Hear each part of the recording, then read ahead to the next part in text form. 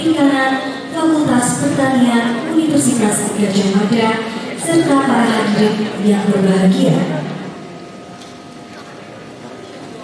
Perkenalkan, saya Salsabila Safa Arifidiana akan memandu jalannya acara pada siang hari ini. Sebelum dimulai, perkenankan saya untuk membacakan susunan acara yang akan terlaksana pada siang hari ini. Acara yang pertama adalah pembukaan.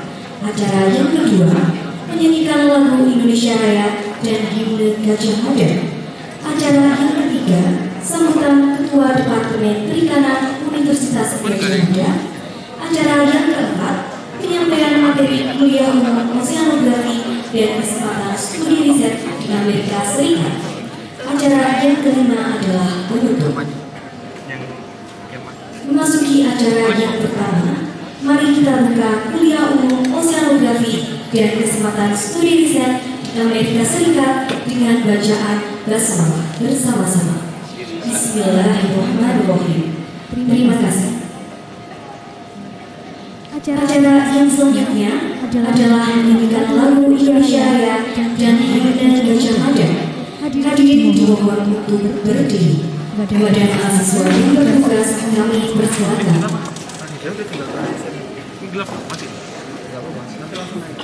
Siap? Ayo.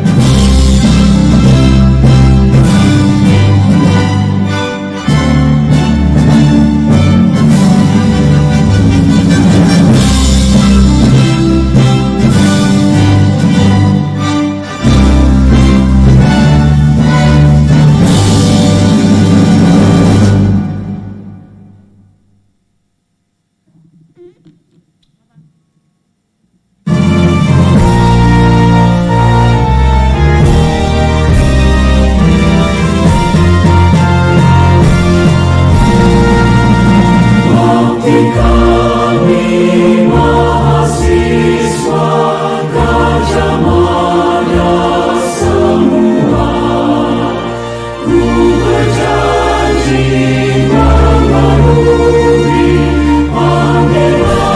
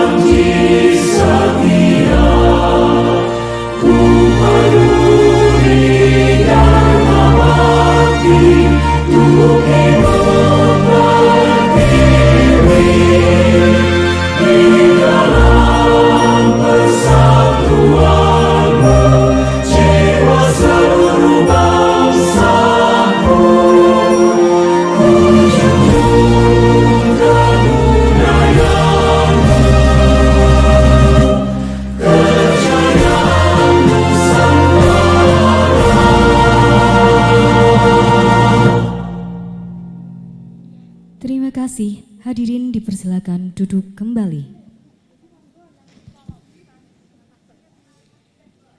Memasuki acara yang ketiga adalah sambutan dari Ketua Departemen Perikanan yang akan disampaikan oleh Ketua Departemen Perikanan Profesor Dr. Insinyur Alim Isnastio MSc.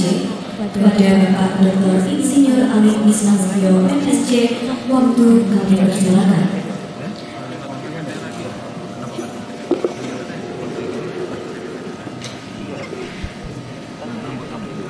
Assalamualaikum warahmatullahi wabarakatuh. Salam sejahtera bagi kita semua. Yang terhormat Bapak Susanto PhD, yang terhormat juga Bapak Ibu dosen yang hadir di kesempatan siang ini, adik-adik mahasiswa yang saya banggakan. Pertama kali saya mengucapkan terima kasih kepada Bapak Susanto atas kehadirannya, merupakan suatu kebahagiaan bagi kami dan kesempatan bagi kami mendapatkan kunjungan dari Bapak Susanto ini. Beliau adalah ahli di oceanografi dan beliau ini sebagai senior saintis di Mount University. Oleh karena itu tentunya pengalaman beliau sudah sangat banyak, mulai berkarir di BPPT, kemudian sudah 3 tahun ada di negeri Paman Sam. Oleh karena itu adik-adik semuanya, ini merupakan kesempatan yang tidak ada duanya. Gunakanlah kesempatan ini baik-baiknya untuk menggali ilmu dari beliau, kemudian juga nanti untuk bertanya apa saja kesempatan-kesempatan yang ada di Amerika yang kemungkinan besar adik-adik juga bisa memanfaatkan kesempatan itu dan kemudian hari. Bapak Susanto yang saya hormati, adik-adik ini masih adik-adik yang sangat muda pada angkatan-angkatan awal. Oleh karena itu juga belum banyak mempelajari tentang perikanan. Baru saja masuk di semester ini, kebanyakan ada juga yang sudah semester 3, akan tapi sebagian besar masih semester awal. Oleh karena itu mungkin nanti monggo dipersilakan untuk memberikan suatu pemahaman-pemahaman yang lebih esensial dan juga mendasar untuk memberikan pengetahuan kepada adik-adik agar kemudian bisa mempelajari oceanografi ini lebih baik. Terutama juga nanti kesempatan-kesempatan berkarir di Amerika itu seperti apa, ya, sehingga nanti akan memberikan suatu motivasi yang baik untuk mahasiswa. Baik adik-adik sekalian, sekali lagi ini merupakan kesempatan yang tidak ada duanya, ini merupakan kesempatan emas. Oleh karena itu marilah kita simak bersama agar kita mendapatkan ilmu yang bermanfaat. Sekali lagi saya ucapkan terima kasih kepada Bapak Dwi Susanto dan juga marilah kita selalu bersyukur, berdoa semoga kesempatan yang baik ini bisa bermanfaat bagi kita semua.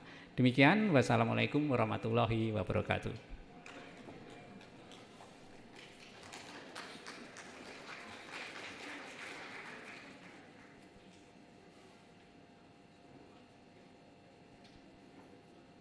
Cek. Terima kasih kepada Bapak Profesor Dr. Insinyur Alim Isnastio MSc yang telah menyampaikan sambutannya.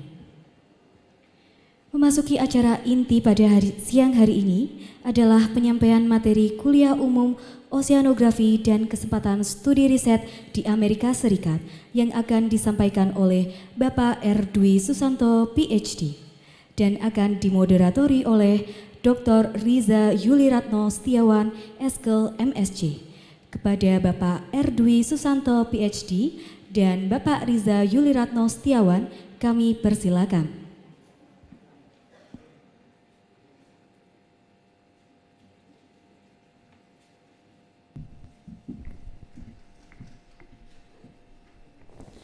Terima kasih Mbak Salsa. Yang terhormat Bapak Ibu dosen Departemen Perikanan Fakultas Pertanian Universitas Gadjah Mada, yang saya banggakan rekan-rekan mahasiswa yang sudah hadir pada siang hari ini. Langsung saja saya tidak akan berlama-lama, saya akan mengenalkan beliau yang terhormat Bapak R. Dwi Susanto PhD. Beliau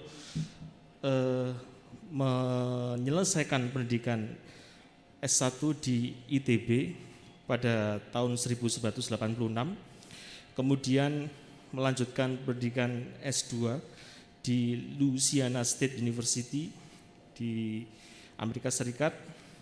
Kemudian beliau menyelesaikannya pada tahun 1992, kemudian melanjutkan lagi program joint degree ya Pak, atau masih MSc menika Pak. Melanjutkan lagi bidang S2 di MIT jurusan Ocean Engineering pada tahun 1994. Kemudian pada tahun 1998 beliau menyelesaikan strata S3 atau PhD-nya dari Universitas Delaware, Amerika Serikat. Dan sejak tahun 1999 pada tahun 1999 beliau adalah peneliti postdoktoral di Universitas Columbia. Saat ini beliau merupakan peneliti senior di Departemen Kelautan dan Atmosfer di Universitas Maryland, dan beliau sudah menjadi peneliti senior di sini sejak tahun 2013 sampai sekarang. Ini mohon maaf CV-nya beliau sangat, walaupun versinya pendek tapi banyak begitu ya, jadi tidak saya bacakan semua. Langsung saja kita sambut ya dengan tepuk tangan yang meriah beliau Bapak R. Dwi Susanto PhD. Silakan Bapak untuk menyampaikan materi pada hari ini.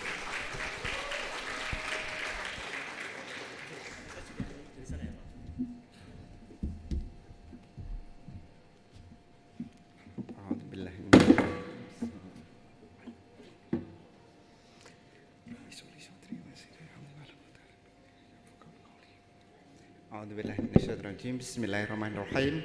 Assalamualaikum warahmatullahi wabarakatuh. Selamat siang, salam sejahtera, salam kebajikan, Om Swastiastu. Terima kasih kepada Profesor Alim Isnan Setio dan juga Mas Riza. Ini saya panggil Mas Riza karena sejak dari S1 waktu masih di Undip itu selalu kontak terus saya di sana gitu ya. Jadi saya panggil Mas Riza. Jadi seperti saya disebutkan tadi, saya sudah 33 tahun di sana. Jadi silakan nanti, adik-adik belum lahir kan? No, belum kan, itu saya sudah di sana kan gitu. Jadi nanti silakan aja bebas. Makanya ini judulnya juga agak tak rubah sedikit gitu. Jadi intinya ini kan katanya tadi generasi muda yang baru gitu ya. Jadi belum banyak oceanografinya. Jadi saya nanti juga tak cepetin aja, nggak banyak oceanografinya supaya biar banyak bertanya gitu. Misalnya bilangnya, kenapa Pak kok nggak pulang-pulang gitu, juga boleh gitu nanti ditanya gitu ya. Jadi bebas saja nanti supaya saya kan nggak dosen di sini jadi rileks gitu ya. Intinya bahwa penguasaan iptek kelautan itu kalau bagi saya itu kunci suksesnya. Sekarang adik-adik ini ada yang merasa salah jurusan nggak? Banyak ya? Mudah-mudahan nanti tak terangin nggak salah jurusan. Terus terang aja waktu saya di BPT, saya kan mulai kerja di BPT itu 86. Jadi begitu lulus dari ITB terus ke BPT 86, 89 saya berangkat ke sana gitu. Setelah lulus PhD saya langsung postdoc di Columbia dan langsung kerja di sana di Columbia University itu di New York. Jadi kalau pointernya, kelihatan nggak nih ya? Ada pointer gitu nggak ya? Silakan Mas kalau ada pointernya. Jadi saya dulu tinggalnya di waktu di MIT kan di Boston, tapi waktu setelah itu pindah ke Delaware, terus itu pindah ke New York itu. Jadi Columbia University itu di Manhattan di New York. Itu kerja selama 15 tahun di sana. Terima kasih. Nah, jadi kalau ini Amerika gitu ya, yang namanya New York itu di sono, terus Washington DC, kalau Los Angeles itu di sana. Jadi antara Irian sama Aceh ya, kira-kira gitu. Jadi kalau misalnya mau di LA itu terus mau ke New York gitu ya 5 jam terbang gitu ya. Berarti dari Papua sampai ke Banda Aceh gitu kira-kira gitu. Jadi saya dulu cenderungnya lebih di MA itu di sana di Massachusetts, terus New York, terus Delaware di situ, Washington DC. Nah, ini itu peta kira-kira ini peta Washington DC. Oke. Ini lingkaran kalau di sini kan tol gitu ya. Kalau di Jakarta ya tol lingkaran Jakarta gitu, Washington DC di tengah. University of Maryland itu di dalam lingkaran gitu. Nah, kalau ini NOAA, kenapa Tanwin di sini? NOAA itu di pojok kampus. Jadi mungkin di sini di mana ya? Di fakultas yang paling pojok kampus UGM itu NOAA-nya di situ. Nah, NASA-nya itu kira-kira 5 kilo dari University of Maryland. Kebetulan saya menjadi NASA Scientist NASA Scientific Science Team untuk 3 satelit. Jadi makanya saya pindah ke University of Maryland karena lebih dekat daripada waktu di Columbia University. Jadi seperti judulnya ini kampus University of Maryland seperti itu gitu. Jadi kira-kira bayangannya supaya punya bayangan ya di mana sih Maryland itu. Jadi Maryland itu di sekitar Washington DC gitu. Nah, seperti saya cantumkan di sini bahwa tujuan utama SDM itu adalah untuk bisa memahami iptek kelautan yang mumpuni. Tapi jangan lupa saya selalu pesan yang berakhlak mulia ya. Itu yang susah. Terus terang kalau pendidikan itu bapak-bapak ibu dosen dan mahasiswa juga bisa belajar dari bapak ibu dosen. Tapi kalau akhlak itu adalah tergantung diri kita masing-masing. Tapi tadi waktu di podcast tadi pagi saya kan pesan yang penting itu berakhlak mulia, itu yang paling utama. Karena itu yang nggak bisa dididik ya adik-adik yang, dan itu kalau itu kuat, kalau mau belajar ke luar negeri yang adanya culture shock, kalau ini sudah kuat nggak masalah. Yang paling berat adalah bapak-bapak kan banyak yang semua lulusan luar negeri ya, bapak ibu dosen. Yang paling berat adalah mengalami culture shock itu. Nah makanya saya bilang pesanlah itu yang. Jadi apapun agamamu, tentunya bagi yang beragama Islam harus benar-benar silakan itu dipegang soal ini gitu. Nah ini barangkali adik-adik walaupun ngambil jurusan kelautan, apal nggak ini bahwa kita negara bahari? Kapan tuh negara apaan Gajah Mada itu kan? Ayo. Kan kuliah di Gajah Mada kan tahu nggak tuh?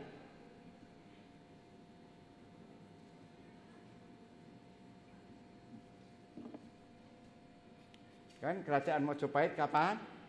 Tuh kan? Sumpah Palapa, terus dan seterusnya sampai namanya yang sekarang ini Hari Maritim itu yang tanggal berapa ini?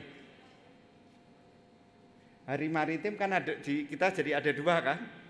Satu yang berdasarkan deklarasi Juanda, satu lagi sebetulnya pas waktu apa? Waktu Muktamar Maritim pertama tahun 63. Itu coba ya. Itu waktu itu Presiden Soekarno bilang pertama kali ada sejarah kembalilah ke bangsa samudera. Ini adalah maritim pertama kali itu tanggal 13 September kalau nggak salah ya. Itu 1963. Jadi ini yang makanya kemarin ini September sibuk sekali di kemaritiman gitu. Karena sebetulnya ini yang akan dijadikan sebagai hari maritimnya. Karena dulu pernah muktamar pertama itu 1963 gitu. Oke. Jadi kita ini sebetulnya negara maritim. Marilah jangan lupa untuk kembali ke gagang sirihnya. Nah ini saya ambil dari tim kelompok Pokja yang sekarang kerja di tempatnya Pak Luhut ya di Menko Marves. Oke. Nah kalau nggak percaya nih semboyannya para presiden kan? Dari presiden pertama menjadi bangsa pelaut kembali dengan Cakrawati Samudra. Pak Harto menguasai laut dan Dirgantara kan Pak Habibie, pembangunan dan perseratan nasional berorientasi ke laut. Terus pengelolaan laut bagi perekonomian nasional, membangun kekuatan maritim, penyelamatan laut bagi keamanan insani, dan Pak Jokowi yang tentunya sekarang lagi ada disnatalis itu ya, mengembalikan kejayaan pelaut pemberani, bangsa pelaut gitu kan. Jadi sebenarnya kalau adik-adik presidennya udah begini kan gitu loh. Jadi harusnya jangan salah jurusan tadi. Kalau terus terang kalau waktu saya berangkat, sebelum berangkat sebetulnya bidang saya adalah marine geophysics. Saya sebenarnya geofisikis malah. Jadi saya udah kerja di perusahaan minyak. Gaji BPT udah gede ya. Tapi waktu itu saya itu gajinya 5 kali gaji BPT gitu. Nah, waktu itu sebetulnya bingung mau masuk BPT atau mau tetap di perusahaan asing gitu ya. Tapi kan kalau kan bisa sekolah gitu. Jadi akhirnya milih yang gajinya 1/5-nya gitu kan. Gitu. Jadi tapi waktu mau ngambil kelautan dibilang itu ilmu sesat gitu. Karena apa?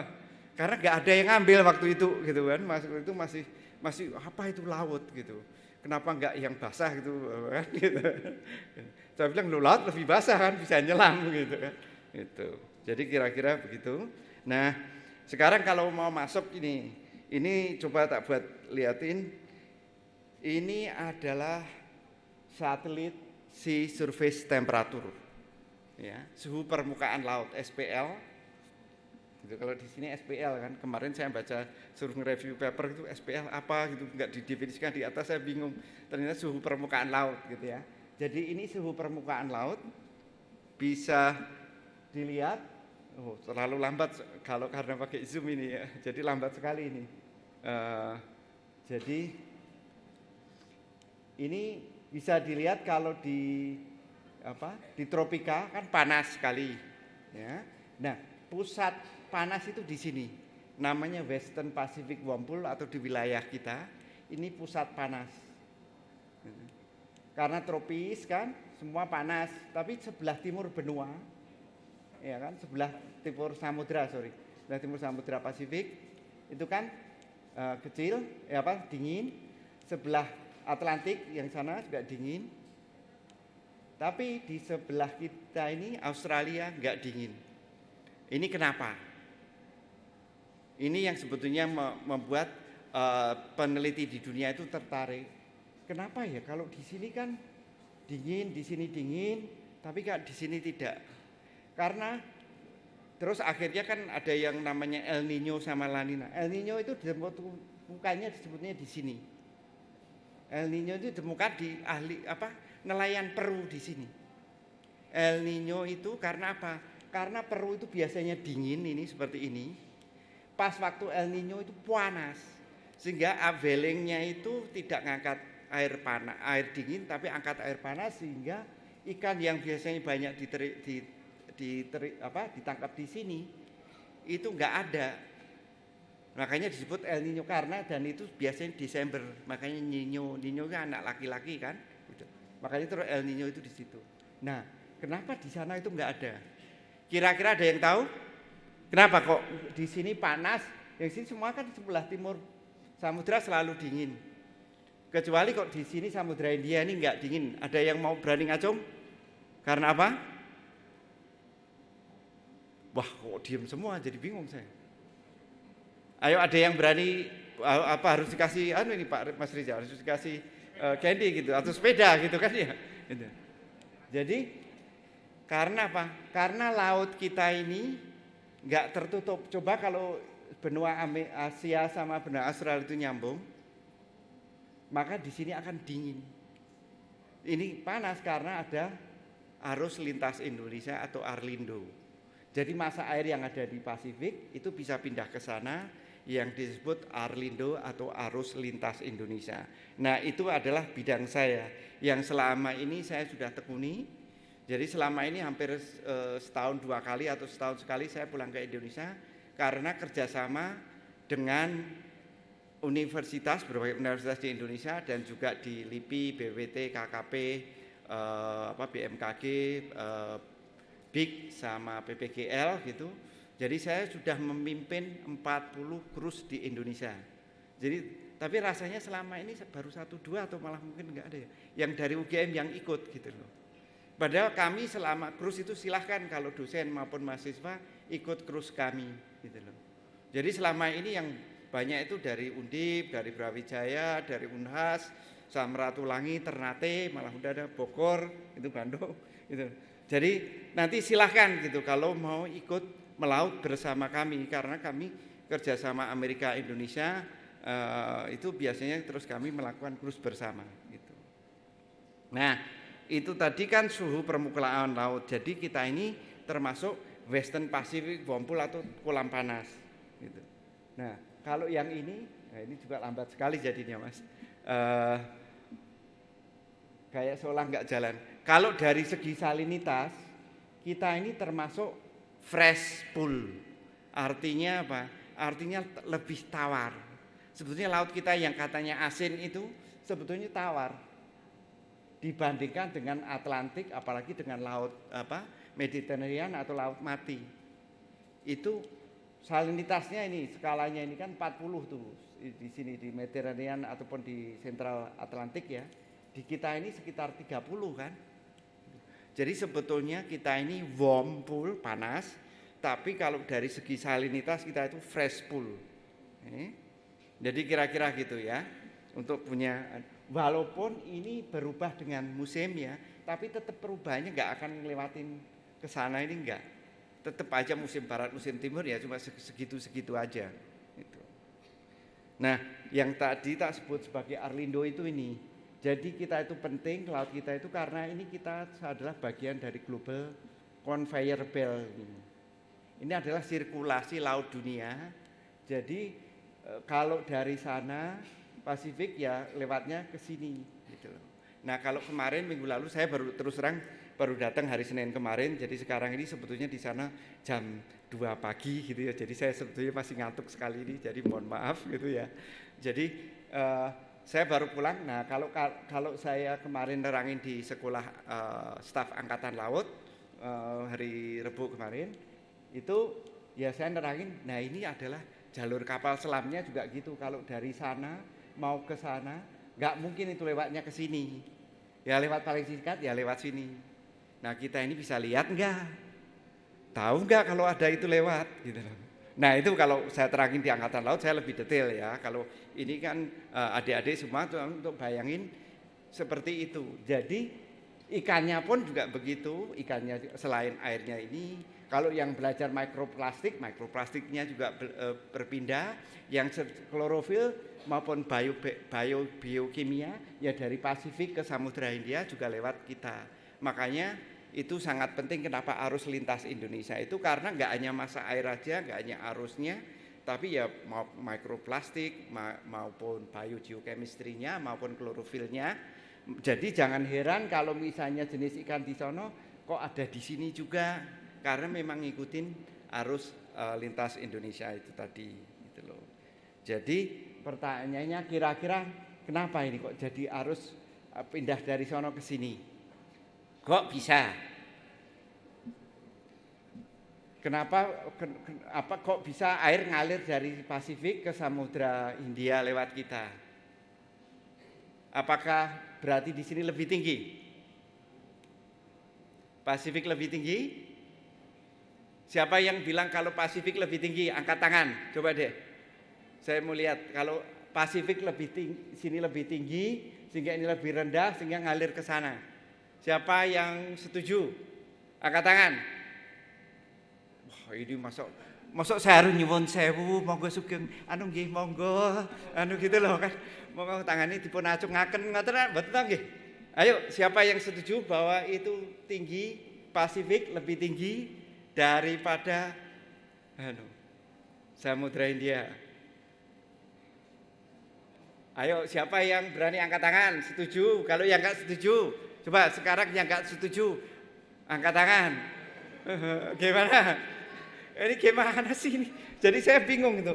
Kalau di sana itu nilai enggak penting, keaktifan kita itu penting. Jadi walaupun Anda pinter sekali, tapi enggak pernah nanya, saya enggak akan ngasih A. gitu loh. Karena nggak penting itu, berarti Anda nggak bisa komunikasi, nggak bisa interaksi, gitu. Itu salah satu kiat kenapa sekolah ke Amerika. Orang Asia itu cenderung diem.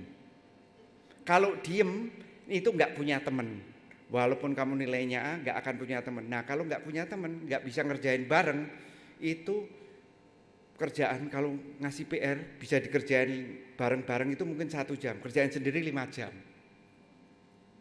Jadi makanya Anda harus rajin, harus bertanya, harus rajin aktif. Itu salah satu kekurangan mahasiswa dari Indonesia, terutama Malaysia Indonesia itu begitu. Karena kita diem. Kalau diem nggak akan digubris sama bule. Teman-teman kita kan bule kan, itu nggak akan digubris. Oh berarti anak ini nggak ngerti apa-apa gitu loh. Nggak ngerti apa-apa, terus nggak diajak komunikasi, nggak ngerjain PR bareng-bareng. Akhirnya kita ketinggalan, akhirnya kita culture shock, akhirnya kita nggak lulus. Gitu. Salah satunya itu, jadi harus aktif kita ini. Kalau nggak aktif, itu jangan bilang kalau pinter itu. Pinter kan cuma untuk diri sendiri gitu. Jadi kita harus benar-benar aktif. Oke, sekarang saya tanya lagi ini. Siapa yang setuju angkat tangan? Masa nggak ada yang angkat tangan ini? Waduh. Ini wong Yojo bingung, dalem nggih wong Yojo lho nggih. Gitu. Gitu loh. Repot ini loh. Iya kan? Oke. Jadi gini, namanya air kan mengalir dari atas ke bawah. Jadi berarti di sini mesti tingginya permukaan lautnya lebih tinggi daripada sini, nggak mungkin ngalir. Ya kan, air mesti ngalir dari yang tekanan tinggi ataupun dari ke tekanan yang lebih rendah. Berarti tekanan di sana lebih tinggi gitu loh daripada di Samudra Hindia sehingga bisa mengalir begitu. Nah, ya kan? Gitu. Jadi, loh kenapa itu kok bisa numpuk di sana gimana? Tadi kan semua air panas, ya kan? Panasnya semua di tropika sini. Karena kedorong angin pasat, numpuk di sini whirlpool tadi. Kalau panas kan ngembang. Jadi kalau Anda adik-adik itu masak air kan ngembang. Kalau ngembang berarti di sini lebih tinggi dibandingkan yang di sana sehingga airnya mengalir. Itu arus lintas Indonesia. Kira-kira singkatnya gitu. Nanti kalau detailnya bisa tanya itu Pak Reza atau dosen-dosen itu. Jadi kira-kiranya kalau dibayangi, kalau Pasifik itu kolam panas, kolam gede di atas, Indian Ocean itu kolam kecil ke bawah. Nah ini kan ada yang mengalir ke sana. Nah ini, tapi kan bukan pipa gini kan, wong Indonesia kok pipa kan dari Pasifik ke Samudra Hindia masa pipa gitu sih Pak Dwi ini gimana gitu kan ya. Tapi kan harus begini kan. Wong pulaunya 17.000 berapa kan 558 atau berapa itu kan? Gitu loh. Jadi kan harus banyak berbelok-belok gitu. Gitu. Jadi melewati beberapa selat. Nah sekarang bingung kan. Selatnya mana Pak Dwi? Yang cukur banyak sekali kan? Gitu loh. Kan mau yang kemana? Gitu loh. Jadi kan coba ini. Ini batimetri yang biru berarti dalam, yang agak gini kan berarti dangkal, yang agak biru hijau muda, dangkal, yang ini dalam gitu. Nah ini kira-kira bopengnya laut kita gitu ya. Jadi kita ini kan lebih bopeng kalau dari segi laut gitu. Nah yang paling banyak itu lewatnya ke sana. Samudra Hindia, dari air tadi itu lewatnya sebelah sana. Ini namanya arus lintas Indonesia, jalur-jalurnya seperti ini. Yang paling banyak itu ngelewatin Selat Makassar, Sulawesi masuk Selat Makassar, sebagian ke Lombok itu 25%, 75% belok ke sana. Nyambung dengan yang sini keluar ke sana, yang dari sini juga ada yang Laut China Selatan.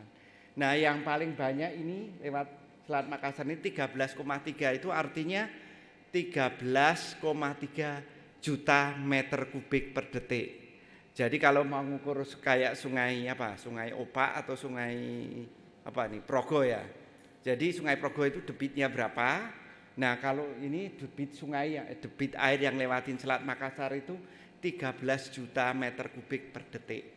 Nah ini dulu ini selama ini yang tak uprek-uprek ini yang sampai krusnya 40 kali itu karena kita ngukurnya mau di mana, di selat mana, selatnya banyak sekali kan, gitu loh.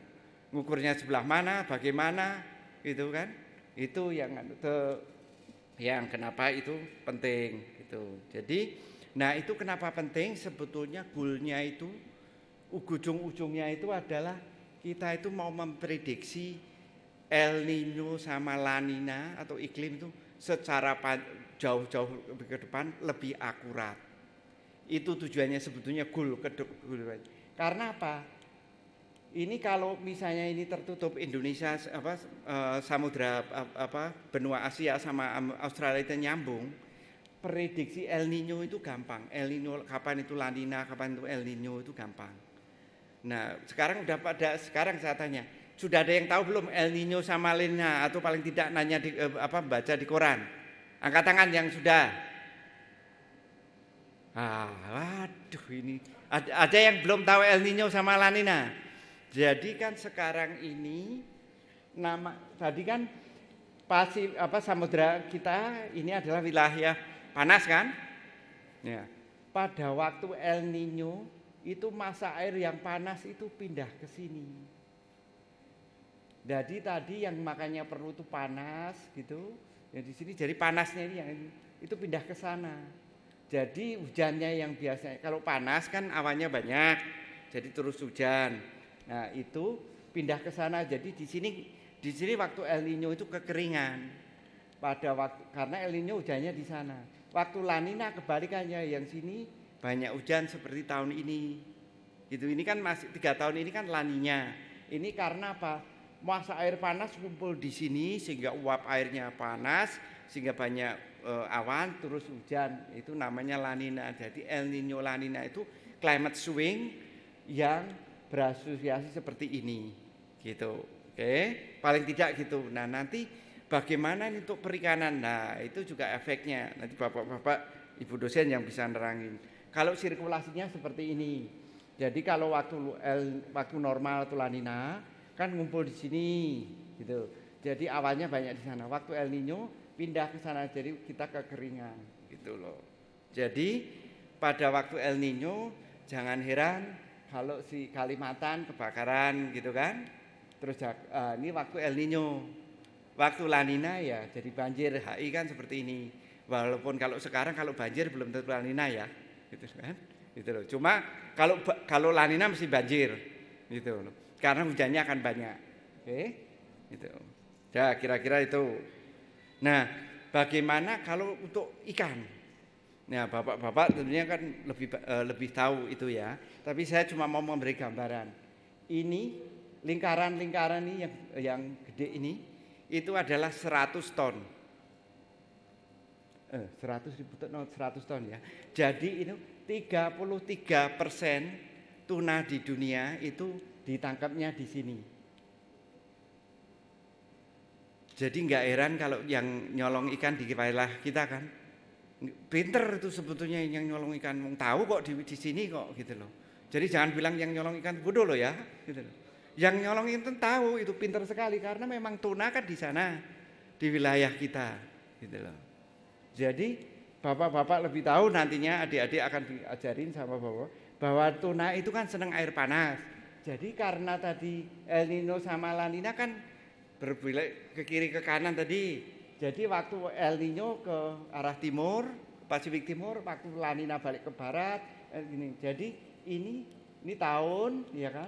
Ini longitude. Jadi ini dari wilayah kita di Sulawesi sisi, ini sampai di Amerika sana, hampir Amerika. Ini coba, tunanya juga gitu ikut bergeser, ngikutin masa air tadi yang berpindah El Nino sama La Nina tadi, gitu. Jadi jangan heran. Nah, bagaimana kalau melihat ini? Nah, ini kandungan klorofil dari satelit ya. Ini klorofil pada waktu musim apa ini? Musim apa ini? Kalau masa orang perikanan nggak tahu ini musim apa? Musim barat kan? Ini musim timur kan? Klorofilnya banyak. Berarti kan klorofilnya banyak berarti musim timur kan? Gitu lah.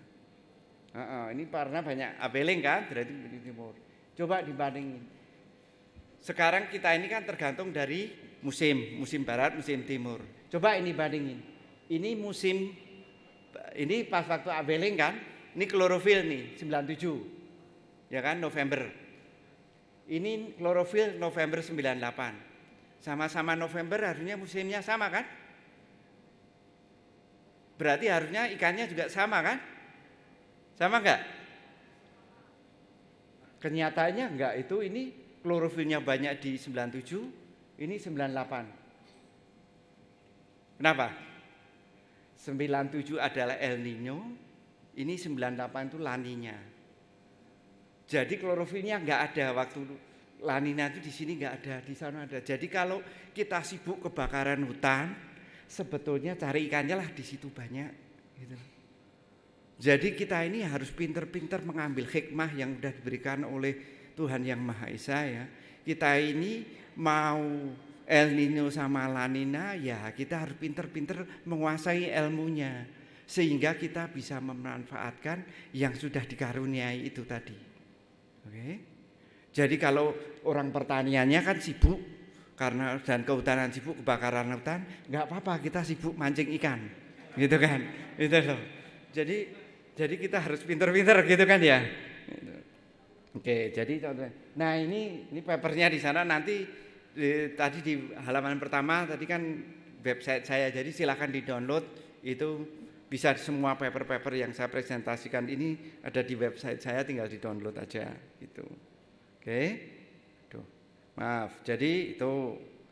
Nah, kita ini karena juga kalau ini adalah gambar kapal lewat. Coba. Banyak sekali kan yang lewat kita gitu. Walaupun yang diuntungkan sayangnya kok negara tetangga, karena kita belum pintar itu. Karena kita kurang ahli kelautannya. Yang menguntungkan kan negara kecil itu kan. Gitu loh. Coba ini kapal itu kalau coba kapal kita ini coba yang melewatin nih gitu. 200 sampai 300 kapal, 700 per tahun kan. Terusan Suez itu 16.000 kapal, itu menghasilkan sekian gitu loh USD. Nah kalau kita ini kan segini, harusnya segini. Jadi karena kita memang belum ahlinya, makanya saya bilang kuasai ilmu kemaritiman, kelautan itu karena itu. Peralatan itu enggak hanya perikanan aja, ekonomi laut, hukum laut, ya kan? Sipil laut, gitu, geologi laut, geofisika laut, ya kan? Bisa kan? Semuanya hampir bisa dilautkan. Jadi kalau ngomong orang kelautan gitu, jangan ngomongnya perikanan doang. Semuanya itu kita ini negara laut, negara bahari harus benar-benar dikuasai benar, gitu loh. Coba ini devisa segini kan harusnya udah bisa ditangkap oleh kita. Gitu. Untuk dari segi pengapalanannya aja, gitu. Oke. Nah. Terus ini kalau ini bapak-bapak di sini kan ada yang ahli mangrove kan? Kita ini mangrove di seluruh dunia kan? Juga. Jadi itu juga paling itu kan? Coba di peta mangrove itu kan? Kita kan ini yang skalanya udah paling gede gitu kan? Coklat hitam. Karena mangrove-nya paling besar kan? Itu. Coral Triangle kan semua itu koralnya di wilayah kita kan semuanya. Berapa ekonomi per year-nya ini kan saya ngambil dari courtesy dari Pak Profesor Indrayono Susilo, mantan Menteri Kelautan dan Perikanan gitu. Nah, ini kan seperti itu. Kita betapa indahnya laut kita kan. Jadi pusat terumbu karang dunia juga gitu. Jadi kalau melihat kita potensi itu banyak sekali potensi gitu loh. Potensi kita itu mau jadi tercantik di dunia, miniatur dunia, segalanya deh. Tapi itu tadi semuanya apa? Potensi. Artinya apa kalau potensi? Kemarin ini kan udah pada lulus SMA ya. Oke. Tahu energi potensial? Tahu. Tahu energi kinetik? Kalau sekarang ini bola ini tak angkat ke sini sampai ke sini, ini energi apa ini? Kalau tak lepaskan baru.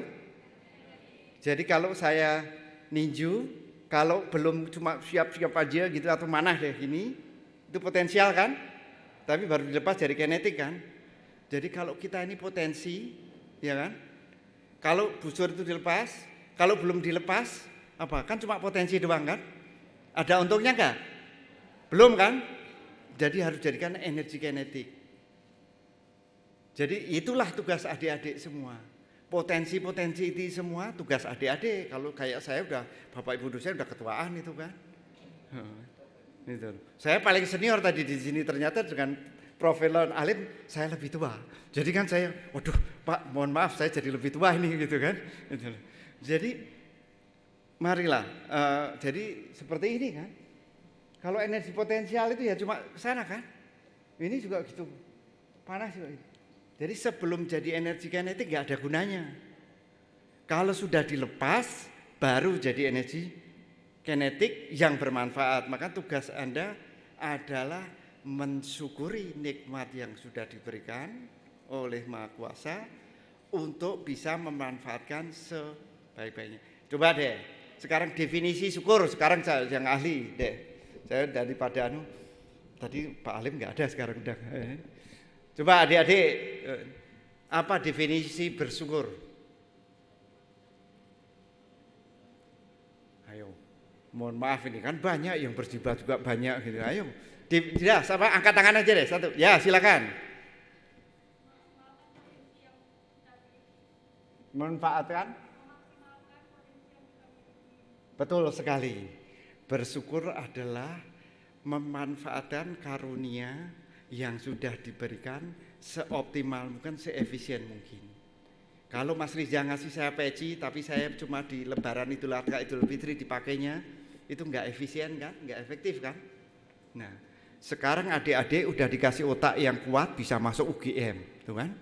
Universitas paling tua di Indonesia, ya kan? Kalau nggak dimanfaatkan, bersyukur nggak? Nah, udah sekarang adik-adik yang bisa jawab sendiri itu. Jadi tujuan adik-adik adalah mensyukuri nikmat yang sudah dikaruniai kan kepada adik-adik, kepada kita semua, untuk bisa maju dan berkembang menggunakan potensial yang sudah ada tadi untuk menjadi energi kinetik. Oke? Sudah jelas? Nggak ada yang salah jurusan kan?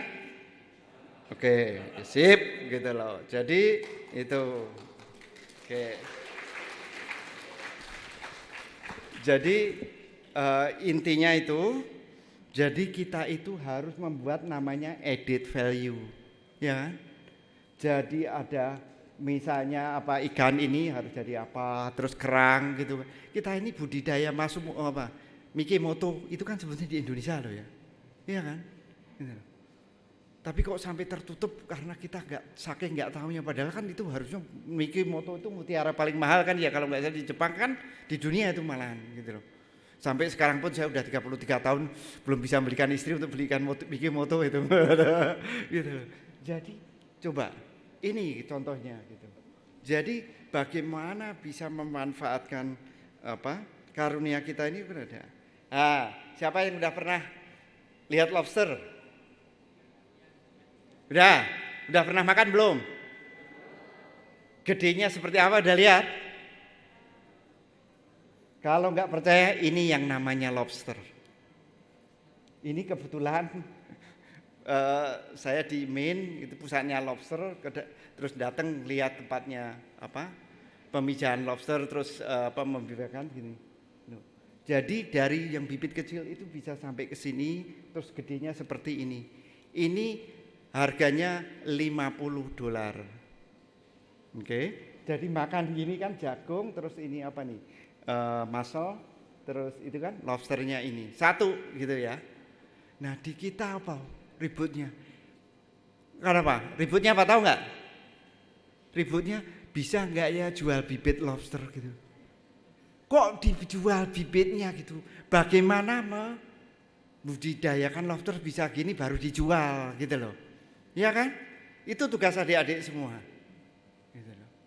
Karena nggak ada added value-nya kalau bibitnya kan. Gitu loh. Ya added value-nya ya adik-adik harus kembangkan supaya gini bisa cepat, kalau bisa memijah berapa kali gitu, terus ini supaya ini. Jadi sebetulnya katanya sekarang universitas apa ini? Kurikulum Merdeka. Ya kalau membuat startup untuk ini kan ya gitu loh. Iya kan? Gitu. Jadilah Mari, ini saya cuma ngasih contoh aja gitu kan. Jadi silakan. Nah itu tadi yang masa apa yang perikanan. Nah sekarang kalau yang kelautan nanti Bapak Dwi kok mentang-mentang terus ke arah perikanan terus itu yang kelautan yang mana gitu kan. Nah kelautan itu kan sebetulnya karakteristik masa air laut sama dinamika lautnya. Kita harus tahu laut itu enggak homogen, tapi berlapis-lapis seperti lapis Surabaya atau lapis Legit ini ya.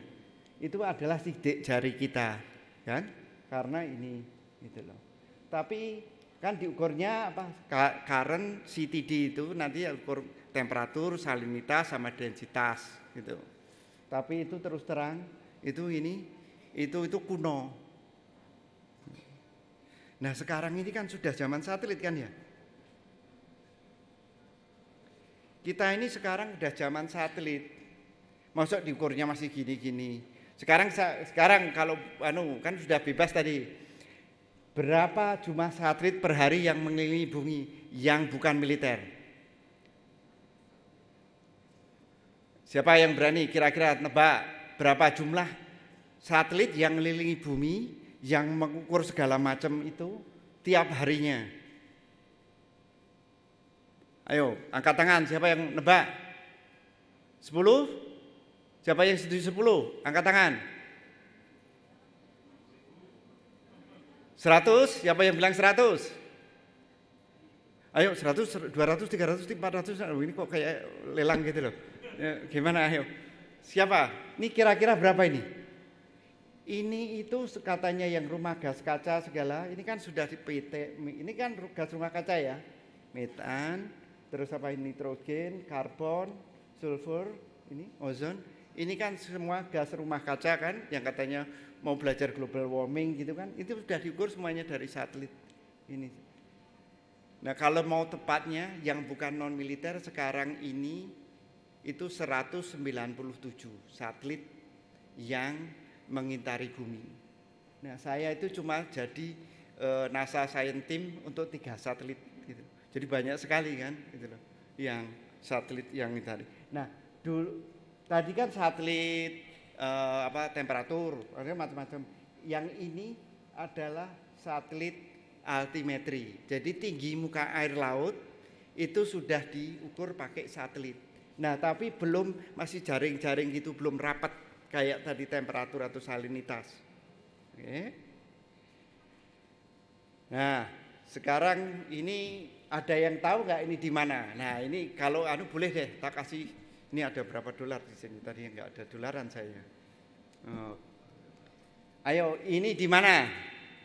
Kalau angkat tangan deh. Ayo silakan. Ya, Mbak. Kenapa? Ini satelit ini foto di mana ini?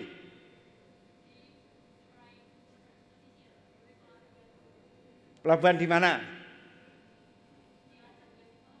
Oke, salah, kurang. Bukan Cilacap. Mana? Ayo.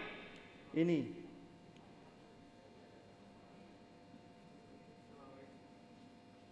Ayo, di mana? Cepet, ayo cepet. Ayo, silakan. Semarang, bukan. Ayo. Tak tunjukin. Ini karena tadi untuk angkatan laut kemarin ya. Ini fregat, ini Rumah Sakit Yosudarso, Sudarso, ini fregat untuk kapal perang. Oke. Di mana? Tanjung Perak. Tepatnya sebelah mana?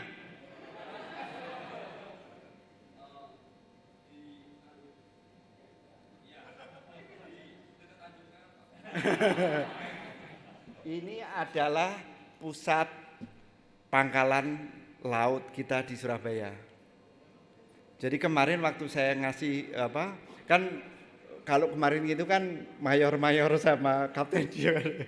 Jadi ini adalah jadi sampai bisa dihitung jumlah kapal frigatnya berapa, kapal perangnya berapa. Gitu. Ini bukan yang classified. Ngerti kan? Kalau yang classified kayak apa? Resolusinya. Jadi kita kalau mau bangun apa-apa, apalagi mau bangun EKN kan ya. Gitu. Sudah ketahuan dari satelit itu loh. Karena apa? Resolusinya udah sangat tinggi. Jadi kalau hari ini gini, oke besok gitu. Jadi itu ada apa? Truk semen ngangkut berapa biji hari ini semua ada gitu. UGM mau ngembangin apapun tahu kok gitu loh. Gitu kan? Gitu loh. Jadi sudah kelihatan sekali semuanya itu di permukaan gitu loh. Yang ada di permukaan bumi maupun di laut itu sudah kelihatan sekali gitu loh. Oke, jadi karena udah jawab. Nah ini kalau kemarin tak jadi yang belum adalah satelit tadi itu cuma lihat permukaan, yang lihat bawah airnya belum. Jadi adik-adik benar kalau belajar ke lautan, karena kalau ngeliatin yang bawah air itu nggak bisa kecuali pakai underwater acoustic namanya. Mungkin di UGM belum diajarin, tapi itu adalah waktu saya di MIT malah bukan begini, bagaimana desain kapal selam yang tidak terdeteksi oleh kapal, gitu kan? Jadi karena apa? Nggak bisa pakai satelit, harusnya pakai underwater acoustic ini, gitu loh. Jadi itu tujuannya apa? Untuk bisa mempelajari ini. Gitu. Jadi kalau mau ke arah militer ya ke sana kerjasama sama Angkatan Laut untuk begini, gitu. Nah, kan gini, gimana nih? Saya itu udah ngambil kelautan Pak, tapi saya tuh nggak seneng gitu. Tadi salah jurusan tadi kan. Saya itu senengnya komputer gitu loh. Gimana Pak? Nggak masalah gitu loh. Nggak masalahnya apa? Ini. Coba kalau buktikan kalau Anda jago komputer, buktikan buat ini. Ini adalah kapal numerical model. Ini di komputer model loh ini. Laut kita sama laut Samudra India. Jadi kalau Anda yang katanya salah jurusan, saya jurusannya elektro atau komputer, kalau memang nggak usah melaut ini buat numerical model. Kita itu belum ada national numerical modelnya itu belum ada. Itu saya kalau diskusi dengan Pak Ibnu maupun Bu Nining yang di ITB atau Pak Ibnu di BIK sama gitu, kita ini belum yang di BRAIN juga ahli-ahli kita ini belum ada yang buat numerical model itu. Satu aja, saya berarti UGM beli superkomputer, beli aja satu aja yang punya superkomputer jalanin gitu loh. Itu belum gitu. Ini sudah kayak begini gitu loh. Jadi kita udah ketahuan tuh kira-kira bulan itu ini bulan ya, karakteristik laut kita kayak apa dari numerical model. Oke. Jadi kalau misalnya tadi yang salah jurusan, coba kalau memang senang komputer buatlah ini gitu. Ini segi muka air ini suhu laut. Nah, kalau ini salinitasnya sama, ini numerical modelnya juga. Jadi tergantung bulan apa, kondisi itunya, kadar garamnya kayak apa, gitu loh. Jadi itu sudah sampai dimodelkan seperti itu, gitu. Oke. Terus ada,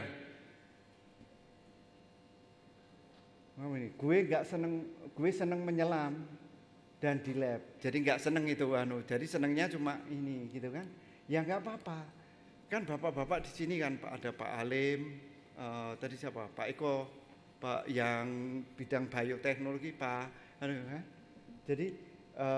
Jadi koleksi inilah. Terus jadi apa? Yang sekarang ini adalah biofarmakologi waktu saya nyebutnya gitu. Ternyata yang benar harusnya marine farmakognosi ya. Jadi kalau ya obat-obatan dan kimia dari laut. Gitu loh. Saya yakin tuh adik-adik seneng drakor kan? Iya kan? Wah kok itu kok cantik-cantik, cakep-cakep. Padahal kosmetik sama itunya, ya kan? Kosmetik sama obat-obatan Korea itu dari laut. Gitu loh. Jadi ya harusnya kita sumbernya dari kita kok gitu loh. Jadi harusnya itu kita harus kerjasama itu dengan farmasi, dengan kedokteran. Udah ada UGM kan udah ada kedokteran, ada farmasi. Kalau di ITB kan susah gitu. Kan ini udah ada kedokteran, ada farmasi, ada kelautan, ya harus kerjasama buat namanya marine farmakognosi ini supaya jadi ini. Jadi supaya enggak tadi yang seneng ini ya buatlah gitu. Itu kalau nggak seneng jadi oceanografernya ya jadi yang begini gitu kan. Oke. Nah terus Pak, saya tuh seneng fisika oceanografi, wah seneng ini, tapi saya takut mabuk laut gitu. Gitu kan? Jangan khawatir, ini namanya apa? Namanya glider. Glider itu kira-kira tingginya 1 meter, antenanya sana. Itu seperti ini antenanya. Jadi diluncurkan pakai kapal atau pakai perahu, pakai itu. Jadi dimasukkan gitu. Ini sudah ada ngukur temperatur, salinitas, kedalaman, terus sama arusnya. Itu ada di sini semua. Jadi disuruh sini, diprogram ya, suruh bolak-balik. Jadi tinggal nunggu di pantai. Sudah ngukur seperti ini. Dan itu waktu ngirim datanya, kirim satelit, terus saya tolong belok ke sono lagi. Gitu loh, sudah bisa. Jadi kalau adik-adik yang jago, wah saya tadi nggak seneng gini-gini, kalau memang jago elektronik, buatlah alat. Sehingga untuk begini, sehingga kalau nggak takut mabuk laut, ya begini gitu loh. Jadi tinggal diluncurkan misalnya dari sini mana. Kalau di Semarang itu kan kemarin saya bilang mau ke mana itu, Karimun Jawa ya. Coba dari Jepara Karimun Jawa, disuruh diluncurkan di Jepara, suruh bolak-balik, udah ngukur itu arus, kondisinya begini, gini semuanya, sudah pakai alat ini, gitu loh.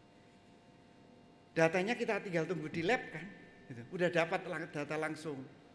Jadi seperti itu.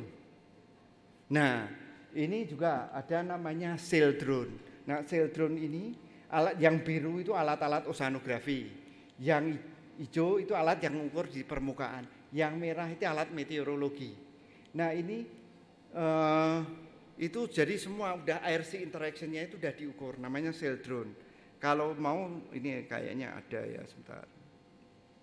Nah seperti ini. Jadi drone itu tidak hanya di atmosfer ya, apa yang di udara.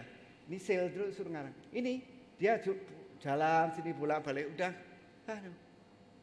jalan sendiri robot. Kan namanya sail drone kan, drone.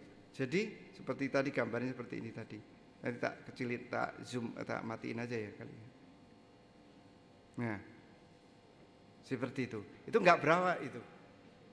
Sudah ngukur oceanografinya, meteorologinya, sama karbon di permukaan atau gini-gini. Dari klorofil ini. Jadi sudah enggak sibuk tuh nyelam, enggak sibuk gini lagi gitu. Ya? Jadi, nah kenapa kami di Undip kemarin itu karena kami ada kerjasama ini dengan Pak Yoga ini, idenya sebetulnya gini, kalau bapak-bapak misalnya mau di mana nih di Gunung Kidul, Baron misalnya gitu kan, mau ngelihat koral atau ini, itu kan nyelam terus ditandain pakai buoy atau apa, besok lagi datang lagi ke situ nyelam lagi ini lagi gitu, terus apa? Ini kira-kira kerangnya yang mengandung senyawa positif, yang ini, yang itu gitu kan. Tapi kan kadang-kadang buinya hilang, kadang-kadang lupa lagi ini. Nah, gitu kami, ini Pak juga Setiawan, ini adik kelas waktu di MIT sana. Jadi kami buat namanya Reef Finder, seperti ini. Coba ya. Mudah-mudahan jalan dengan baik. Oke, sebentar. Tak percepat aja.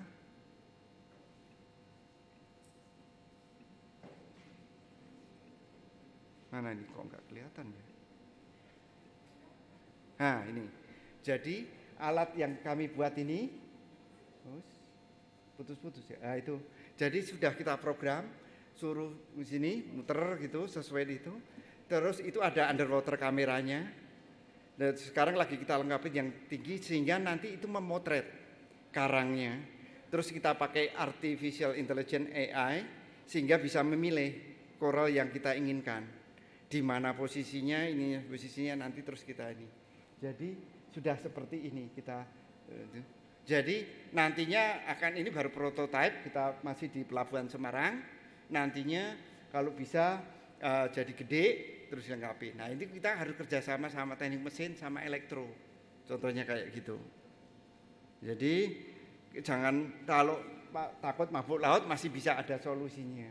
Ada juga solusinya minta bantuan binatang laut kan, daripada tadi buat alat.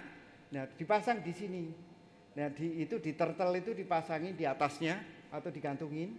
Terus suruh oh kok hilang ya di situnya ternyata. Aduh, mohon maaf. Nah, itu dia si turtle itu bolak-balik ya udah ngukur temperatur, salinitas segala itu. Tinggal kasih alatnya itu.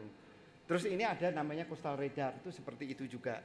Jadi tinggi gelombang mabuk daripada suruh ngukur di Parangtritis tinggi gelombangnya berapa kan susah. Kasih aja antena gini. Ini ada 16 antena gitu. Udah terus komputernya di pinggir sana di pantai. Udah kita ngukur tinggi gelombangnya berapa, periodenya berapa. Jadi kita nggak usah ukur di lautnya, takut mabuk nggak usah gitu loh. Jadi itu bisa gitu. Semuanya itu jadi makanya terus lebih ke arah engineering. Nah, kalau yang engineering ya udah membuat sekarang ini tadi udah tak terangin ada arus lintas Indonesia kan, arusnya itu keras sekali. Kalau kita selatnya sempit, arusnya itu keras sekali, itu cocok untuk energi terbarukan gitu loh, dari laut gitu loh. Jadi ya buatlah ini contoh ini dari gelombang laut. Ini sebetulnya bisa di Baron situ. Yang ini itu bisa contohnya di Selat Bali, Selat itu. Nah, kita ini kan sudah dikaruniai apa? Laut yang luas, selat sempit yang harusnya kuat, sebetulnya energi itu kita itu jangan sibuk soal energi. Katanya batu bara gini-gini, katanya mau energi biru harus biru. Udah energi terbarukan dari laut. Nah, kita ini saya terus terang udah berapa kali ketemu Pak Menteri, seorang menteri sini tapi belum berhasil. Mudah-mudahan nanti berhasil gitu meyakinkan ini. Karena apa?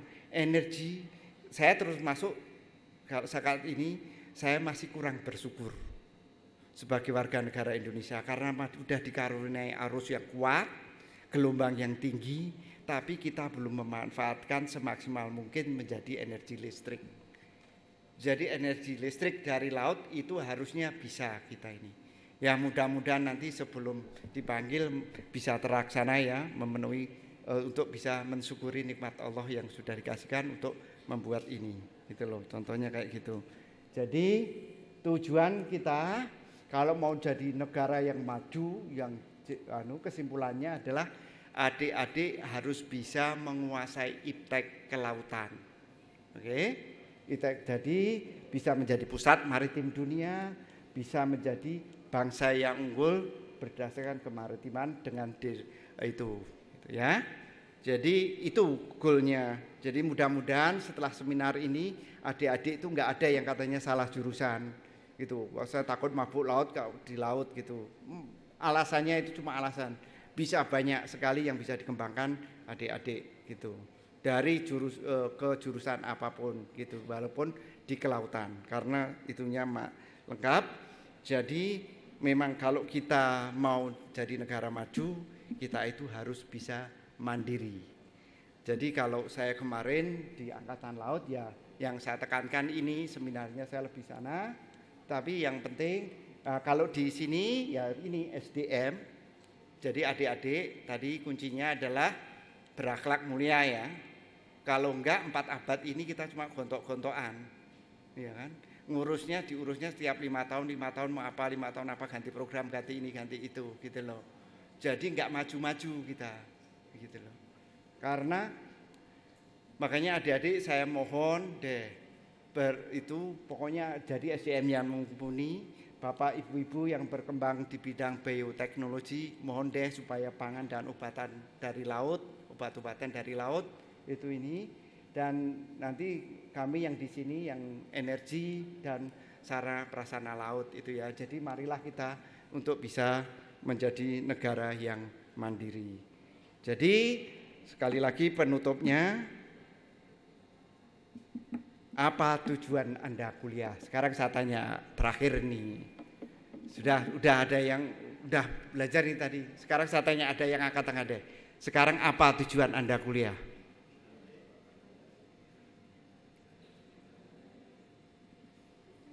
Ayo ada yang angkat tangan coba deh. Satu aja, saya angkat tangan coba. Sekarang kan tadi udah tak kuliah. Sekarang saya tanya. Tujuan Anda kuliah apa?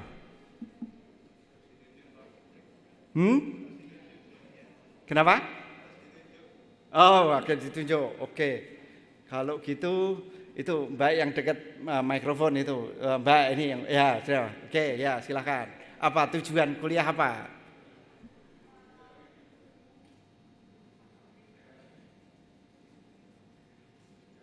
Ini udah penutup, ini udah.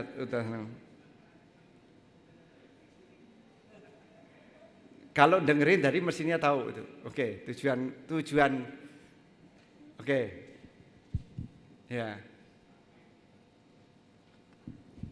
Cek. Ya, udah. Cek. Izin memperkenalkan diri, saya Amalia Diah Rahmadani dari program studi MSA. Tujuan saya kuliah menjerumus ke MSA yaitu untuk mendalami lebih dalam tentang ilmu kelautan itu sendiri. Jadi saya lebih tertarik dengan ilmu kelautan, kayak kenapa sih Indonesia itu lautnya tuh besar dan potensinya tuh banyak, tapi kenapa masih belum termanfaatkan dengan baik, seperti itu. Terima kasih. Oke, sip. Yang satu dari sini Mas yang paling pojok sana. Ayo, kalau saya tanya sekarang, tujuan kuliahnya apa? Yang pas paling belakang pojok, ayo. Ya, silakan.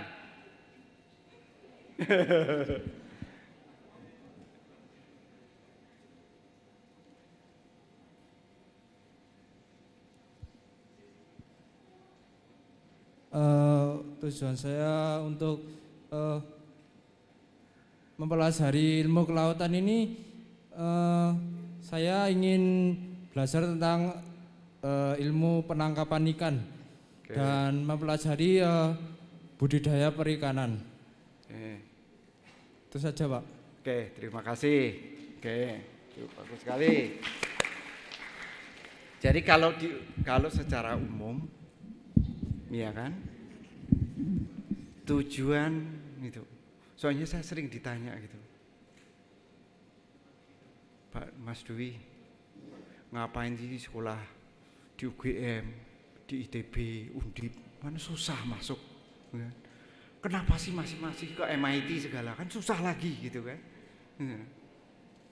Kalau pegawai negeri pulang-pulang kan gajinya sama kan, pinter goblok sama saja kan gitu, iya kan? Ya enggak? Kan selalu ditanya gitu. Padahal sebetulnya tadi sudah saya sampaikan. Tujuannya Anda sekarang ini kuliah harusnya apa? Sekolah tinggi-tinggi sekarang. Anda, adik-adik kita semua ini sudah dikaruniai oleh Tuhan Yang Maha Esa, otak yang encer. Jadi marilah kita mensyukuri nikmat yang sudah dikaruniai ke kita dengan sebaik-baiknya. Itu tujuan kuliah Anda. Kalau itu Anda di sana, sekolah dimanapun, kapanpun tidak ada masalah. Itu kuncinya. Untuk itu, makanya kalau sekarang kiatnya sekolah ke Amerika apa? Gitu kan tadi. Tapi harus adik-adik pegang itu tadi ya. Tujuan Anda adalah untuk mensyukuri nikmat yang sudah dikaruniakan ke kita semua dengan sebaik-baiknya. Kalau itu semua itu enggak ada itu yang namanya itu apa? Culture shock gini Karena apa? Anda sudah kuat. Oke? Jadi makanya satu ini itu yang utama itu adalah yang nomor satu itu. Niatkan yang lurus, niatnya yang lurus dulu ya. Luruskan niat Anda untuk ke sana misalnya sekolah. Setelah itu ditekadkan, ya yang ketiga ya nekat gitu loh. Gitu. Kalau enggak wong saya orang kampung ya, dalam saking imogiri gitu kan. Saged sekolah wonten MIT, ngoten kan katanya nomor 1 di dunia kan itu gitu kan. Alhamdulillah sekarang alumninya di Indonesia aja belum nyampe 100 gitu kan. Gitu kan. Gitu. Karena tapi alhamdulillah kan gitu. Kita bisa. Kalau saya bisa itu aja tahun berapa itu? 25 tahun, 27 tahun yang lalu. Lah adik-adik kan lebih pintar, lebih zaman sekarang udah zaman ada Mbah Google kan harus bisa. Kalau saya bisa, Anda lebih bisa. Gitu kan? Gitu. Jadi yang siap itu niat, tekad dan nekat. Itu modalnya. Setelah itu persiapanlah TOEFL sebagus mungkin, nilai GPA sebagus mungkin, terus tolong kuasai salah satu, kalau lebih banyak ya bagus, itu komputer. Walaupun Anda itu jurusannya kelautan ataupun saya kok perikanan, tapi komputer itu harus bisa. Oke. Jadi tolong kalau di sini nanti belum ada, yang entah itu diajarin MATLAB atau Python yang baru ya, itu ada sebaiknya. Karena itu jangan, Pak saya Excel aja bisa. Kalau Anda masih bergantung dari Excel, Anda akan kesusahan di sana. Kalau memang tujuannya mau ngelanjutin S2, S3, jangan bergantung dari Excel. Oke? Karena itu berarti Anda masih di bawah gitu. Karena akan ketinggalan terus ngerjain PR-nya. Jadi tolong kuasai salah satu ini. Terus bisa bidang ditekuni apa? Ya terus Google, terus cari profesornya. Tadi saya waktu di podcast sudah ya. Jadi di Google tujuannya mana, profesor yang cocok kalau itu kan. Terus dilihat, setelah itu kontak sama profesornya gitu. Jadi yang paling atas itu juga yang paling penting. Kalau mau ngambil S3 jangan nunggu S2 dulu. Sayangnya itu sudah undang-undang. Di sini kan undang-undangnya dosen itu harus S2 Pak, katanya gitu. Waktu itu saya sudah diskusi dengan Pak Menteri juga gitu. Karena itu udah undang-undang. Padahal kalau kami, saya senang nerima itu dari S1. Soalnya kalau udah lulusan S2 tak suruh ngulang lagi. Dan itu enggak hanya saya, di hampir seluruh sekolah di Amerika itu ngulang S2-nya. Kalau udah lulus S2 di sini. Jadi akan lebih lama, apalagi kalau biasa repotnya saya ketemu direktur LPDP, ya kalau udah S2 jatahnya cuma 3 tahun Pak Dwi. Nah enggak bisa lulus itu 3 tahun. Kalau S2-nya dalam negeri. Lebih baik kasih 5 tahun tapi sampai S3, atau kalau enggak, makanya saya selalu usun sama LPDP kasih beasiswa itu untuk master ke sono S2. Kalau bagus mesti dipilih sama profesor untuk dibiayai untuk S3. Tapi jangan S2 terus disuruh S3 terus nanti cari riset asisten, susah. Jadi di sekolah untuk S1 langsung daftar itu enggak apa-apa, nanti itu programnya S2 enggak apa-apa, tapi kalau bagus mesti akan dipilih sama profesornya dan dibiayai sehingga untuk S3-nya. Jadi jangan nunggu jadi sekolah S2 dulu di dalam negeri untuk sekolah S3 di luar negeri. Maksud saya gitu ya.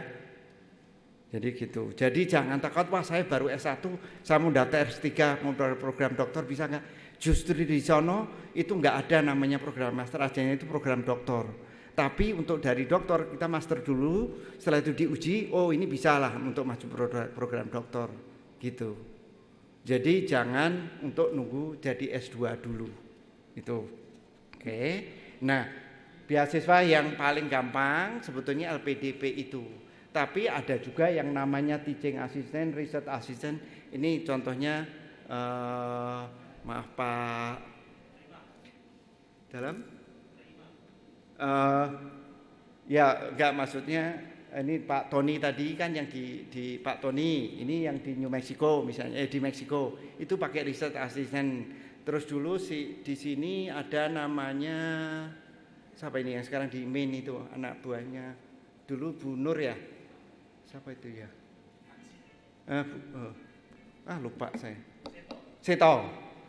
Seto itu kan bukan LPDP tapi langsung research assistant itu di Maine. Nah itu jadi research assistant itu ada, teaching assistant itu ada, tapi kalau teaching assistant bahasa Inggrisnya harus bagus. Kalau research assistant itu asal publikasi kita bagus, komputer kita bagus, cenderung bisa dapat nih research assistant gitu loh. Research assistant itu beasiswa yang dibiayai oleh si profesor di sana. Jadi untuk tahu aja ya, namanya sekolah di Amerika itu 99% adalah dibiayai oleh universitas atau oleh profesor itu sebagai research assistant. Jadi kita kalau nerima itu kalau si anak itu enggak dapat beasiswa dari negaranya, kita nerima itu, kita itu ada 3. Ditolak, diterima tapi kita nggak memberi teaching research assistant atau nggak memberi beasiswa, atau cuma 50% atau full beasiswa. Kalau full beasiswa itu kita dapat dibiayai SPP-nya gratis, insurannya gratis, biaya hidup ditanggung. Gitu. Itu namanya teaching assistant sama research assistant ini. Gitu loh. Jadi ini semua itu bisa dilatih, mumpung adik-adik kan katanya baru masuk di sini ya. Jadi supaya bisa lebih lebih persiapan gitu loh. Jadi yang di bahasa Inggris sama kemampuan komputer kamu mau research assistant itu nanti kan bisa publikasinya sehingga kita itu bisa diterima. Nah, kebetulan saya waktu itu dapat double karena dari sini dapat dari Ristek dari Pak Habibie kan. Terus saya sudah masuk udah langsung jadi research assistant. Jadi double gitu loh beasiswanya gitu loh. Kan gitu karena di sana sudah langsung research assistant profesornya itu gitu. Jadi itu bisa. Jadi jangan khawatir adik-adik, jangan ada alasan lagi wah saya orang kampung, saya orang nggak mampu. Beasiswa itu ada dan setiap saat ada. Jadi syaratnya itu tadi harus berani buat itu.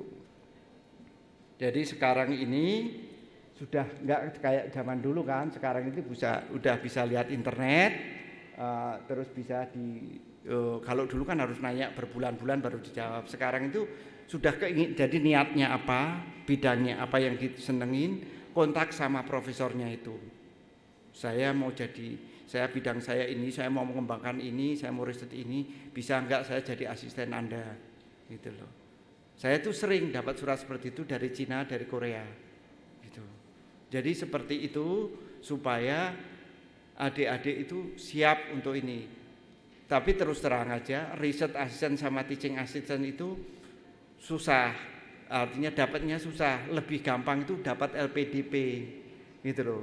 Jadi kalau bilang LPDP ada susah, waduh ya itu berarti kurang berniat yang serius gitu ya. Jadi gitu. Jadi niatnya belum di itu. Jadi yang penting luruskan niat, mantapkan lahir batin, nekat dan tekad itu tadi. Oke, sekali lagi terima kasih, matur nuwun. Wassalamualaikum warahmatullahi wabarakatuh.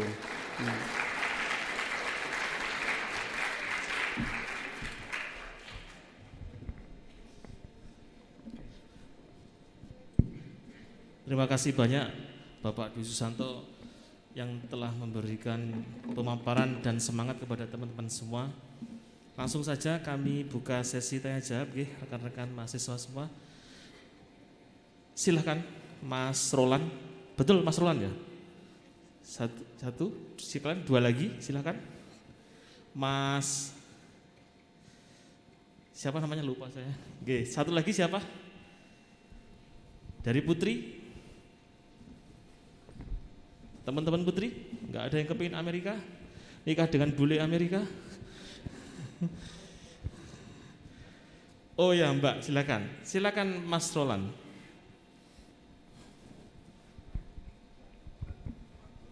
Perkenalan dulu ya Mas ya, nama dari Prodi. Assalamualaikum warahmatullahi wabarakatuh. Perkenalkan, nama saya Roland dari Prodi MSA Angkatan 2022. Saya ingin bertanya Pak mengenai materi yang Bapak jabarkan tadi. Adakah hubungan atau pengaruh global warming kepada fenomena El Nino dan La Nina? Dan apakah hal tersebut berpengaruh kepada prediksi El Nino dan La Nina? Terima kasih.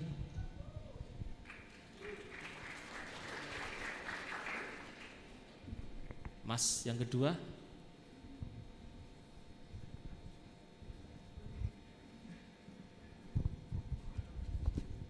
Baik, Assalamualaikum warahmatullahi wabarakatuh. Perkenalkan, nama saya Yusuf Alwanoval, saya dari MSA 2018. Saya ingin bertanya sederhana saja Pak tentang, tadi kan saya lihat dari presentasi itu El Nino dan La Nina itu pola tahunannya itu sangat berubah-ubah. Nah, bagaimana kita bisa mengetahui atau pattern mengetahui pola dari La Nina dan El Nino itu, dan bagaimana cara memprediksinya hingga beberapa tahun ke depan. Begitu Pak, terima kasih. Terima kasih Mas Naufal. Yang terakhir sementara Mbak pojok tadi.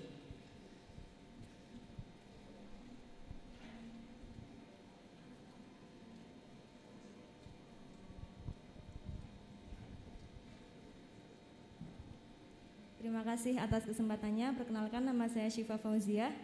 Izin bertanya, sebenarnya berkaitan dengan El Nino sama La Nina itu di Indonesia kan berpengaruh pada musim kemarau dan musim penghujan di Indonesia. Itu berpengaruh nggak sih Pak terhadap bagian musim di Indonesia bagian barat sama Indonesia bagian timur gitu. Terus pertanyaan kedua berkaitan dengan niat kuliah, saya ingin bertanya dalam pengalaman Bapak selama berkuliah atau mengajar hingga saat ini, pernah nggak sih Pak mengerjakan tugas atau mendapatkan amanah yang mana kurang sesuai dengan minat Bapak dan hanya berprinsip untuk menggugurkan kewajiban gitu. Misalkan pernah atau misalkan tidak, itu saran untuk kedepannya bagaimana biar kita tidak seperti itu gitu. Terima kasih. Silakan Pak Dwi, monggo. Pak menika wonten mic, Pak. Oh iya, enggak Bapak sini juga. Oh bisa, iya. kan? Bentar. Kalau mundur soalnya bisa enggak ini? Mas. Bentar, Mas Riza kesini dulu Mas. Soalnya mau tadi yang El Nino sama La Nina ternyata populer gitu ya. Tapi pikir tadi waktu ditanya ada yang tahu El Nino La Nina enggak ada yang jawab, makanya enggak tertak skip gitu loh. Ternyata kok sekarang pertanyaannya El Nino sama La Nina semua.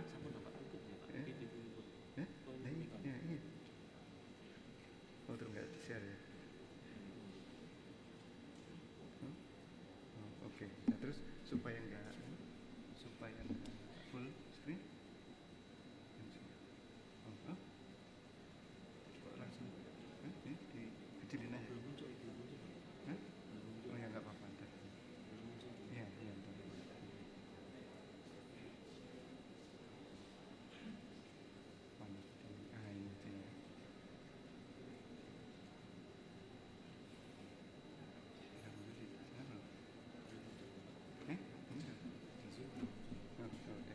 Oke, jadi ya udah tak jawab aja tadinya gambarnya kan nggak pertama yang karena bisa tak jadiin satu ya gitu ya. Jadi memang tantangan kita itu terutama untuk ahli-ahli laut dan iklim di dunia ini adalah untuk memprediksi El Nino sama La Nina itu sendiri sehingga bisa memprediksi jauh ke depannya. Sekarang ini baru bisa diprediksi kira-kira 6 bulan sebelum kejadian. Jadi El Nino itu kan selalu kira-kira pas pertengahan tahun. Jadi sekitar Agustus gitu, tapi puncaknya di November Desember di tahun itu gitu. Jadi kira-kira baru April itu bisa secara akurat Maret gitu ya. Tapi kami tiap bulan itu dengan NOAA itu ada briefing gitu, dan saya hadir waktu tanggal 12 Oktober kemarin sebelum pulang ke sini. Jadi tahun ini masih tetap La Nina, tahun ini kan La Nina ya, jadi akan tetap La Nina, jadi jangan heran kalau kita akan masih hujan gitu, akan cenderung hujannya jadi seolah-olah kok nggak ada musim kemarau ya gitu ya. Terus kalau hujan kok jadi hujannya, jadi biasanya hujan kan katanya berberan November Desember gitu kan, Januari hujan sehari-hari gitu kan gitu. Nah itu karena kita ini akan baru berakhir La Ninanya sekitar Februari Maret, itu baru akan kembali ke arah normal. Itu dari prediksi komputer yang saya hadiri 12 Oktober dengan di NOAA briefing itu. Jadi kami kalau nanti bisa tak sharing ke Mas Riza PDF briefingnya ya, kondisi saat ini sebetulnya ada atau kapan-kapan ngasih kuliah umum khusus untuk El Nino La Nina lah, nanti kalau pas balik gitu barangkali bisa itu seperti apa. Jadi kita membuat kondisi di Laut Pasifika apa, Laut Indian Ocean seperti apa, Atlantic Ocean seperti apa, terus kita kondisinya saat ini Indian Ocean Dipole apa ini seperti apa. Jadi sekarang ini La Nina kira-kira sampai Maret itu. Nah terus apakah monsun nggak terpengaruh? Jadi seperti yang saya sebutkan tadi, tadi yang ada gambar apa ya? Tadi ada gambar, sayangnya nggak nyambung lagi, kalau nggak Mas nyambungin ke sini. Itu adalah jadi tadi kan November 97, klorofilnya kelihatan sekali kan. Terus November 98, klorofilnya karena La Nina nggak kelihatan kan. Jadi si El Nino sama La Nina itu override atau menutup si monsoon itu. Jadi monsoon kita itu kalah kuat dibandingkan dengan El Nino sama La Nina sama Indian Ocean Dipole sebetulnya juga, yang di Indian Ocean kan namanya Indian Ocean Dipole gitu loh. Jadi itu sehingga waktu November tadi walaupun sama-sama November tapi nggak kelihatan, itu karena itu. Nah, kira-kira mudah-mudahan udah menjawab itu ya. Tapi belum. Oh, udah. Belum? Karena ya, enggak mungkin enggak. Nah, jadi kira-kira yang Elin sudah kejawab ya, yang belum yang tadi kalau misalnya apakah ya intinya itu selalu ada, itu namanya dinamika hidup ya. Itu. Kuliah pun begitu. Jadi terus terang saya pesen kalau nanti ada yang pada ngambil S2 S3 ya, namanya advisor di sono itu udah kayak temen. Jadi syarat utama kita itu harus seneng bidangnya. Soalnya kalau nggak seneng itu repot gitu loh. Saya terus terang berat sekali waktu saya pertama kali masuk di Louisiana, itu berat sekali. Tapi kebetulan ya alhamdulillah kan sekolahnya nggak terlalu, rankingnya nggak terlalu kayak MIT gitu ya.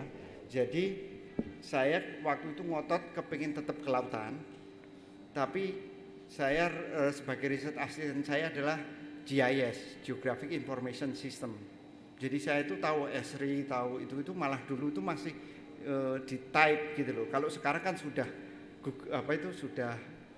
sudah kayak app gitu kan ya. Kalau dulu kita masih itu koman-komannya juga kita buat gitu loh. Nah itu dulu. Jadi pisah gitu. Saya kalau kerja sebagai riset asistennya, asisten profesor, bidangnya GIS, tapi kalau kuliahnya saya kelautan, idealnya itu kita riset asisten ya sesuai bidang kita. Nah itu dulu karena saya ngotot aja, karena saya pengen tetap ke lautan gitu loh. Kalau saya mau GIS juga dokter juga cepat gitu loh. Kalau mau tujuannya cepat gitu. Jadi selalu ada Mbak. Jadi cuma saya pesankan tolong itu harus yang disenengin dulu. Terus dilihat profesornya. Oke. Nah, sekarang ini kan Google-nya udah enak. Tadi di podcast saya bilang, caranya kalau melihat profesor, lihat publikasinya. Selain risetnya kan terus ada publikasinya. Kalau publikasi si profesor itu selalu di nomor 1, jangan daftar. Oke. Jadi kalau si profesor itu publikasinya beliau itu di nomor 1 terus, jangan daftar ke profesor itu. Karena berarti profesor itu egonya tinggi. Anak muridnya nggak mau maju supaya bisa maju. Oke.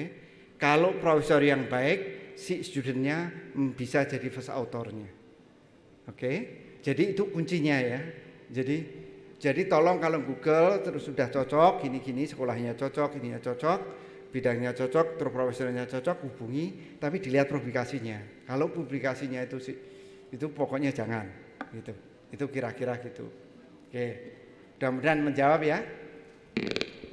Silakan kalau ada. Maksudnya Pak Dwi tadi kalau di publikasi itu profesor tersebut menjadi penulis pertama ya teman-teman semua. Biasanya profesor itu kan di penulis paling akhir. Tapi kalau di hampir semua publikasinya beliau menjadi penulis pertama, sedangkan mahasiswanya mungkin paling akhir, jangan dipilih seperti itu. Ya. Karena egonya kata Pak Dwi sangat tinggi. Terkait tadi pertanyaan Mas Roland Pak Dwi, pengaruh global warming terhadap ENSO. Ya, jadi ya sudah kan masuk kan. Jadi ada gitu. Ya kan sebetulnya ENSO sama IOD Indian Ocean Dipole itu kan interannual ya. Nah, terus kalau global warming kan trennya tinggi. Nah, dari kebetulan saya salah satu lead author dari IPCC itu ya, International Intergovernmental Panel in Climate Change gitu kan ya. Jadi saya salah satu lead authornya itu dari hasil selama ini saintis bahwa intensitas climate swing-nya jadi lebih tinggi dan variabilitasnya lebih tinggi. Jadi kalau El Nino-nya misalnya di 4 sampai 7 tahun biasanya itu ada kemungkinan nanti itu makin sering dan itunya amplitudenya makin tinggi gitu. Itu kira-kira intinya gitu. Ya. Oke, silakan kalau Mbak Salsa, kita sampai jam berapa, Mbak? Senyum dulu Mbak, jam berapa Mbak? Jangan senyum. Sampai jam 3. Oh, sudah habis waktunya? Sudah habis? Jangan dong, jangan biar lagi sekali lagi. Kita ambil 3 pertanyaan lagi ya Pak Dwi. Gak apa-apa ya Mbak Salsa? 3. Silakan teman-teman mahasiswa, apakah ada yang ingin masih bertanya? Kami buka, silakan. Mas Tio ya. 1, yang kedua. Ayo, masih ada? Silakan, Mbak. Mbak atau Mas tuh? Mbak, ya. 1 lagi. Mungkin kita ambil 2 dulu ya Pak Dwi. Ya. UGM itu sangat terkenal di dunia kerja sebagai alumni yang pemalu Bapak. Iya. Tapi kalau di banding-bandingnya kita berani dibanding-bandingnya Pak gitu. Kalau etosnya bekerja tinggi, tetapi memang karakter utamanya pemalu Pak. Monggo Pak Dwi, Mas Dito silakan. Bismillahirrahmanirrahim. Assalamualaikum warahmatullahi wabarakatuh. Perkenalkan, nama saya Dimas Adityo. Saya izin bertanya Pak, terkait tadi kuliah tentang oceanografi ini kan berkaitan dengan salah satunya saya ingin tahu terkait variabilitas konsentrasi klorofil A, karena saya rencananya sih minat di penelitian tersebut. Nah, saya tuh masih bingung, kadang-kadang ada beberapa jurnal yang menunjukkan bahwa konsentrasi klorofil A itu naik ketika muson barat, karena itu musim hujan yang dapat disebabkan karena runoff dari sungai dan dari hulu ke hilir itu kan ya Pak.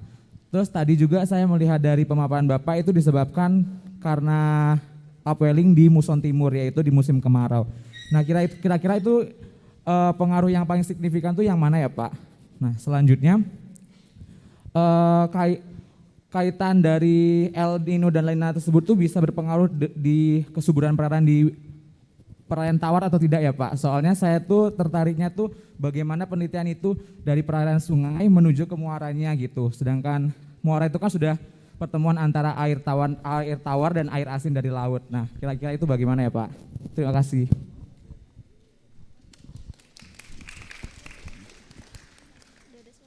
Silakan yang kedua. Oke, bismillahirrahmanirrahim. Terima kasih atas waktunya. Izinkan saya untuk bertanya. Perkenalkan, nama saya Nisa Aprilia dari program studi ITHP. Saya izin bertanya, Laut Indonesia kan lebih tawar dibandingkan dengan Laut Mediterania. Nah, apa dampak positif dan negatifnya untuk perikanan Indonesia? Dan apakah lebih banyak dampak positif atau lebih banyak dampak negatif? Terima kasih. Wassalamualaikum warahmatullahi wabarakatuh.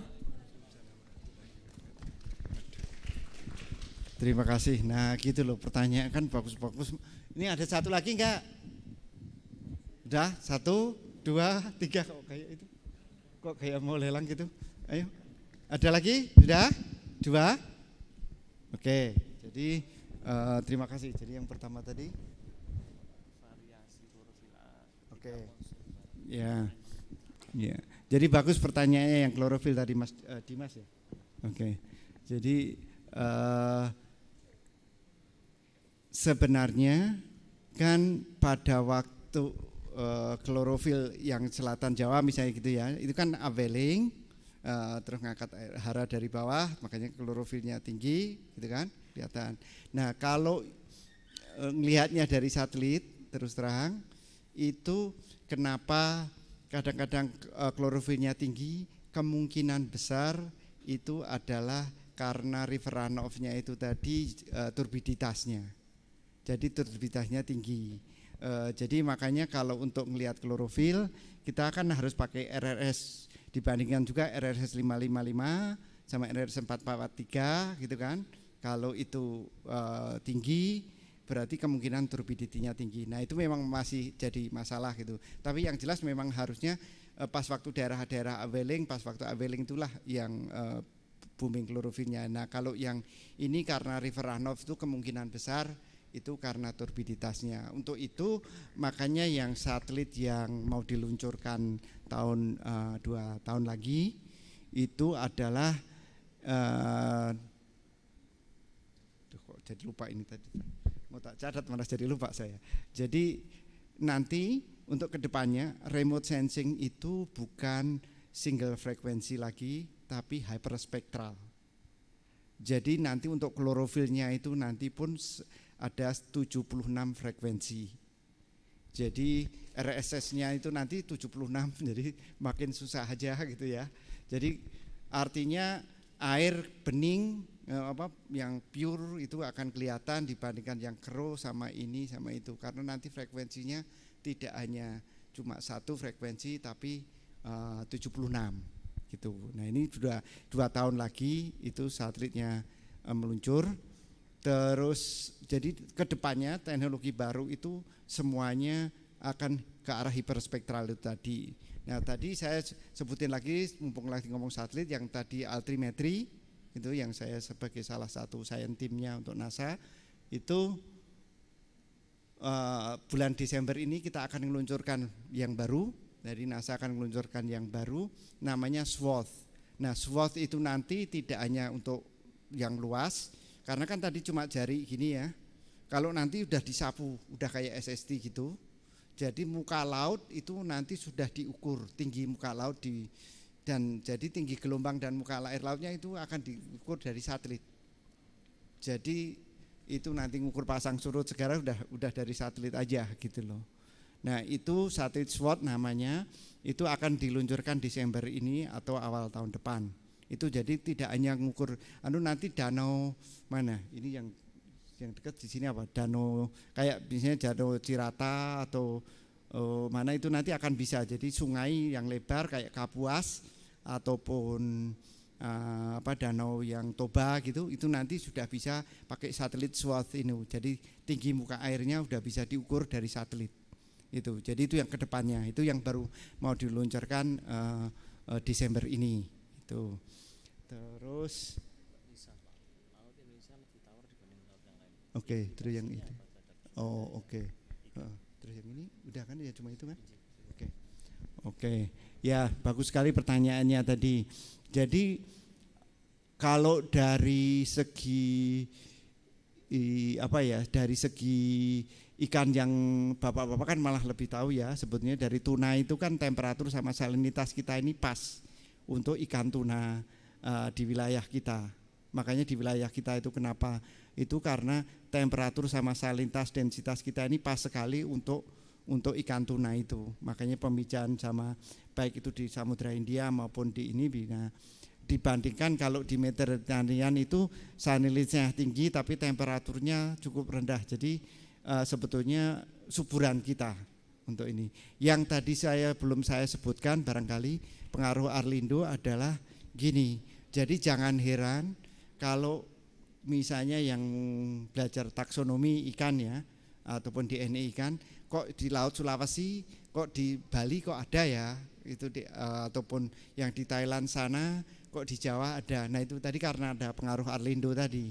Itu. Jadi yang di Laut Cina Selatan kenapa jenis ikannya kok sama dengan di Laut Jawa gitu loh. Terus yang Sulawesi kok sama dengan ini, ataupun koral di Sulawesi kok sama dengan koral di Nusa Tenggara misalnya gitu. Ininya itu karena pengaruh Arlindo itu tadi. Jadi kan prosesnya ini masuk ke situ gitu. Jadi kalau dari segi kesuburan lebih subur di wilayah kita dengan kondisi laut kita yang seperti ini. Itu mudah-mudahan menjawab. Oke. Ya. Terima kasih Pak Dwi atas jawabannya. Semoga memuaskan teman-teman mahasiswa semua. Karena waktu sudah menunjukkan jam 3 dan kita harus mengakhiri sesi diskusi ini. Sekali lagi kita berikan tepuk tangan yang sangat meriah untuk Bapak Dwi Susanto dan waktu saya kembalikan ke Mbak Salsa. Terima kasih. Terima kasih kami sampaikan kepada Bapak R. Dwi Susanto, PhD, atas pemaparan materi yang telah disampaikan, serta kepada Bapak Riza Yuliratno Setiawan selaku moderator pada acara kuliah umum siang hari ini.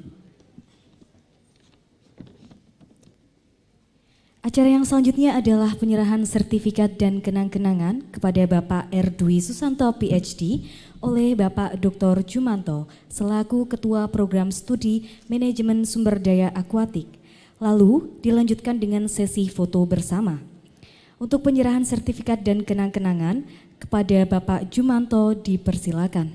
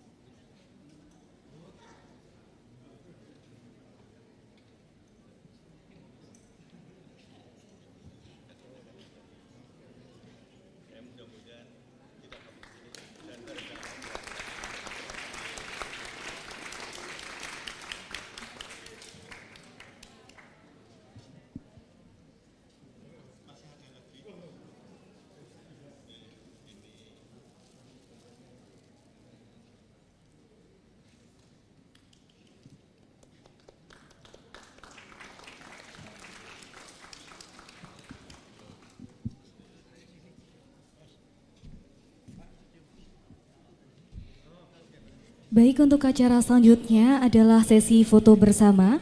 Kepada panitia yang bertugas dapat mengambil dokumentasinya. Dokumentasi diambil dari atas panggung membelakangi panitia. Membelakangi peserta.